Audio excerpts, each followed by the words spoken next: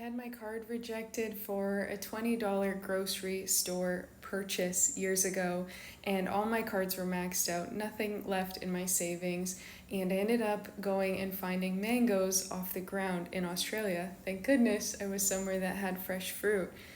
But I have been down in the dumps with nothing to my name, and I've also manifested my first 5K, 10K, 20K, and 60K months. And I promise you, the thing that actually helped me do this had nothing to do with how much effort I was putting in. In fact, the less effort I put forward, the better. The more I was relaxed and holding an identity and a frequency of wealth, the faster the money came in.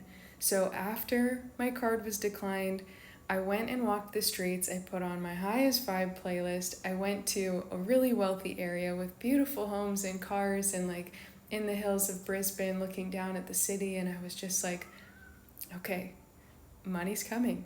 Money's coming because I'm a channel for money.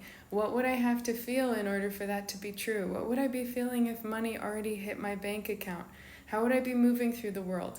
It wasn't about spending more. It wasn't about fake acting and like charging my card and booking fancy things to pretend I had money, because I couldn't. I had nothing left at that time. But it was about how I changed myself to show up in the world that way, and to trust that money wanted to come into my life and into my hands and bless me so that I could bless the world by being in a good state, that I wasn't meant to be stressed out or hustling or forcing or panicked or in survival mode my whole life. And I did the nervous system work and the subconscious reprogramming work to shift those things within myself, and that is when the money started to come in. Every single time I hit one of those big income goals, it was not from doing more.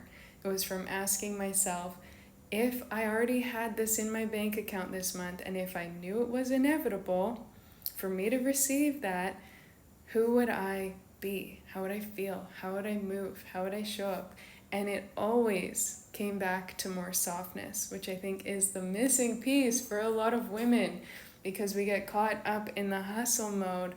And for me at least, more money doesn't mean more work or more effort or more stress or more busyness. More money means more peace, more presence, more passion and purpose and overflow of impact. So I focus on getting in that frequency and operating from there. Then I take the action. Then I do the work in the physical.